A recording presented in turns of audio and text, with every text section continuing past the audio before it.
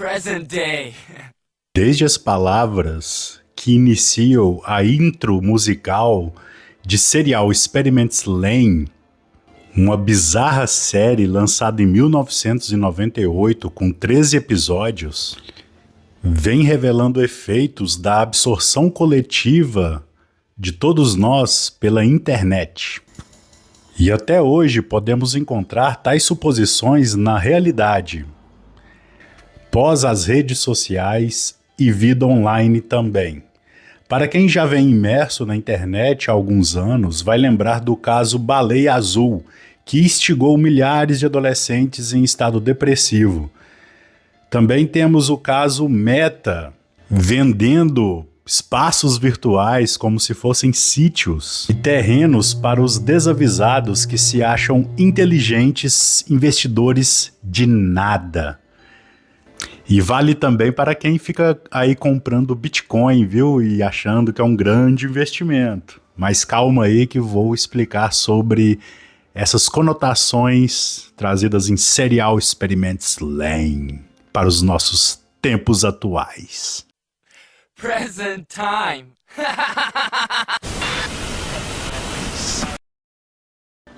Além disso, vemos atualmente o caso que está ficando mais famoso, principalmente aqui no Brasil, sobre um jogo infantil chamado Roblox. Sobre isso tem um vídeo interessante no canal Quadrinhos na Sarjeta, onde ele explora sobre algumas informações que, para mim que sou profissional da saúde mental, já venho ouvido há um tempo, né, sobre as mães das classes mais pobres e operárias que realmente não encontram um tempo adequado para entregar uma boa observação ou um acompanhamento mais integral e emotivo para suas crianças. E com isso, os celulares passam a ser um dos objetos para tentar solidificar ou acalmar ou qualquer coisa assim, transformado em uma babá virtual, como o canal aí observou. E também sobre isso de as classes mais médias economicamente falando, para as mais ricas, elas vão ter como colocar suas crianças em outras atividades. Mas tudo isso sobre esse novo mundo, essas novas formas que estamos vivendo, imersos no cyberespaço, nas redes sociais, em jogos online e toda a mudança das características, vamos ver sobre as profecias e realizações ocorridas durante a série Serial Experiments Lain.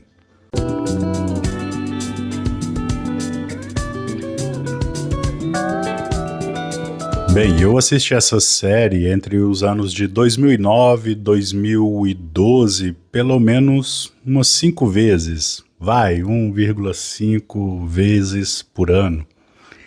Mas naquela época estava começando os protótipos beta do Facebook, onde que a gente precisava receber um e-mail de convite para poder acessar a primeira interface do Facebook, criando assim um login, que a gente usava o e-mail, né? E naquela época o Facebook era mais ou menos usado para criar grupos, para interagir sobre assuntos de filosofia, ciências e tudo mais. E esse conceito login é muito utilizado em Lain para falar sobre quem caracteriza a gente ao entrar numa rede social. Após os anos de 2011, que o Facebook realmente passa a confirmar como uma rede, né, de amplo acesso, mas antes tínhamos essas conexões que faziam a gente acreditar. E eu colocava Serial Experiments Lain para, sei lá, todas as amizades que vinham conversar comigo sobre filosofia, teoria da conspiração. Eu falava, mana, vamos sentar aqui e assistir essa parada. E até mais ou menos o 4º episódio vai apresentando muitos conceitos. E fica meio assim perdido a série para quem não tem um prévio entendimento sobre alguma coisa, mas vamos ver sobre como que isso vai adentrando. E antes disso, deixa eu falar um pouco sobre a produção. A série foi criada por uma equipe composta pelo produtor Yasuyuki Ueda, o roteiro de Chiaki J. Konaka e o diretor Ryutaro Nakamura. O design original de personagens foi realizado por Yoshitoshi Abe, ou Abe. E a animação foi produzida pelo antigo estúdio Triangle Stave. A série ficou tão famosa nos meios mais underground, digamos assim, da internet, que até videoclipe com o Tim Maia ganhou. Já pedi ajuda, já dormi na rua. Devido à recorrência de temas pesados, tais como depressão e o autodesviver, desvalorização da vida, entre muitas teorias da conspiração, essa animação é raramente encontrada até mesmo em streamings pagos. Na época que eu assisti, não existia ainda a ideia de streamings, né? Já formalizada. Mas hoje em dia até achava em algum ou outro, mas infelizmente por essas temáticas, essa abordagem, o algoritmo que rege essas redes também acaba não permitindo o acesso a uma série tão importante para o nosso entendimento filosófico sobre a realidade que vivemos hoje. Inclusive, uma das teorias da conspiração que passa ao longo dos episódios tem a ver com a constrangedora forma alienada de pessoas comuns que acreditam ter recebido uma informação rara, que só seu grupinho, bem ali esclarecido, receberam e conhecem tal informação. Hoje em dia conhecemos como as antenas HARP. São poucos hoje os que não sabem o que são antenas HARP. Esse episódio em específico apontava sobre os relatórios militares de um projeto chamado Majestic 12, ou MJ-12, MJ-12, caso queira pesquisar alguma coisa sobre, onde a suposta organização científica militar iriam arrecadar investimentos públicos para investigar OVNIs, após o incidente de Roosevelt. Em 1980, esses tais documentos secretos já teriam sido colocados em prova e dados como falsos, mas a conspiração se popularizou pelo mundo. Mas o interessante é que o discurso que antes era mais utilizado por alguns intelectuais da esquerda sobre o Projeto Manhattan, a construção de bombas atômicas e antenas de energia enormes que alterariam a estrutura ambiental e tudo mais, era visto como algo que seria utilizado para o controle mental e possivelmente implantar comportamentos que levassem as pessoas ao uso de medicamentos descontrolados.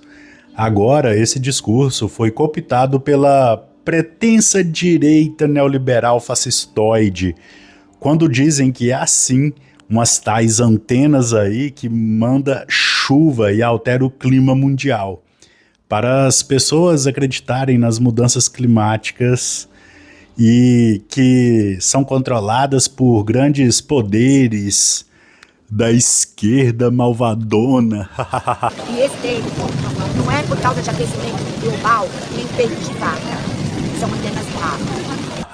O interessante é que toda essa observação sobre as mudanças comportamentais que as interfaces de internet e a popularização do computador pessoal, né, os laptops, notebooks, hoje em dia celulares nas nossas mãos, isso foi previsto por um autor que foi justamente o programador principal tanto da Apple quanto da Microsoft. Estou falando desse autor aqui...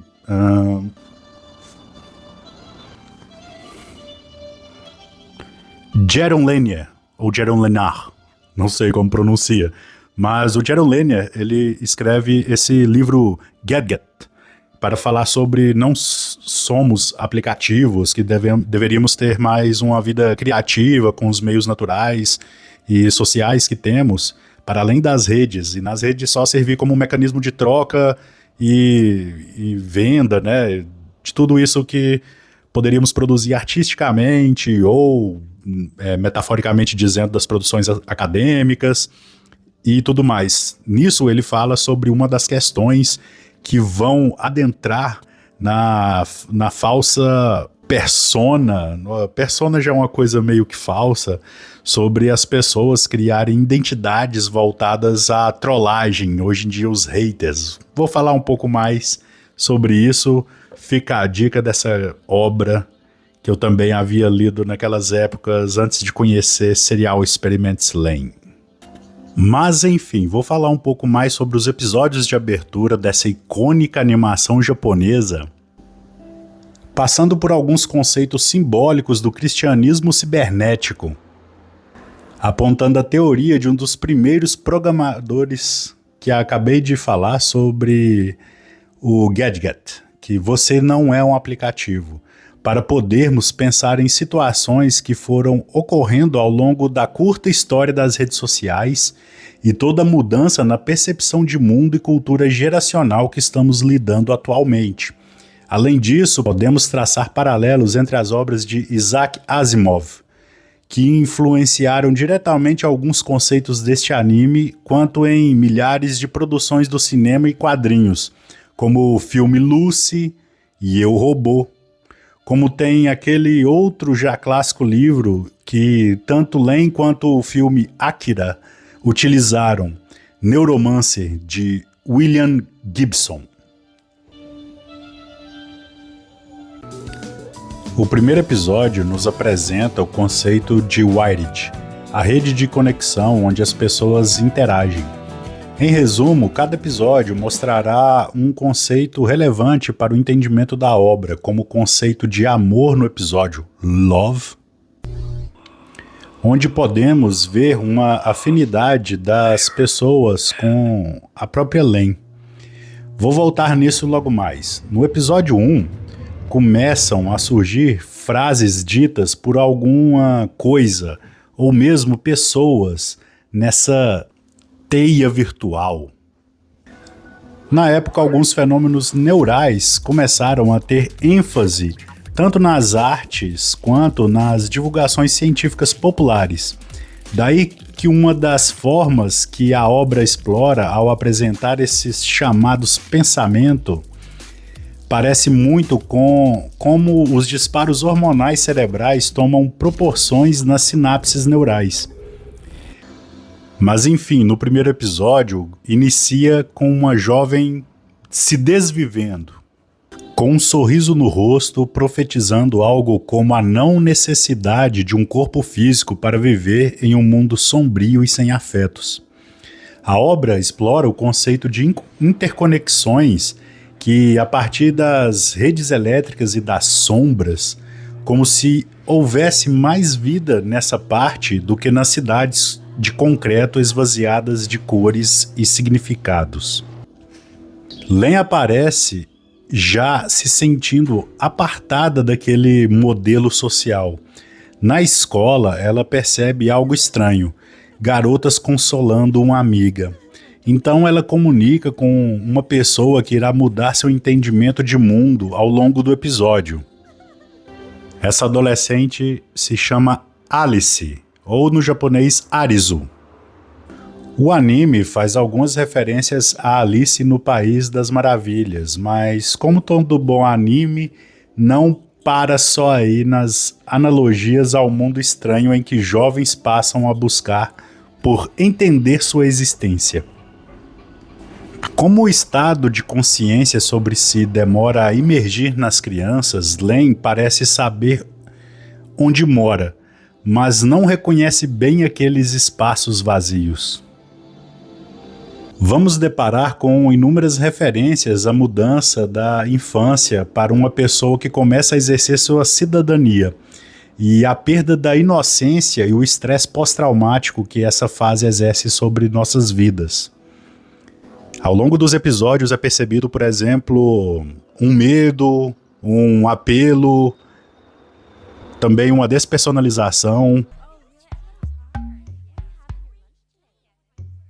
uma certa forma de autismo e o enfrentamento que um certo aspecto ocorre, como ser apontado por uma arma e depois aquele tipo de padrão se repetir e os jovens perderem a assimilação da violência que aquilo pode ser. Então surge o e-mail de Tisa, a garota que havia desvivido no início do episódio. Parece ser a primeira conexão que Lane faz com a Wired, como também com um Navi. Navi é o computador que evolui com ela, assim como todos os outros computadores nessa animação, nessa série, vão se chamar naves, cada um com seus componentes e tudo mais. Então surge a primeira questão de que há um Deus naquele mundo virtual. A vida com a família da garota demonstra uma falta de empatia regular, fazendo que a tensão entre querer existir e ser reconhecida com a inexperiência da vida seja ampliada.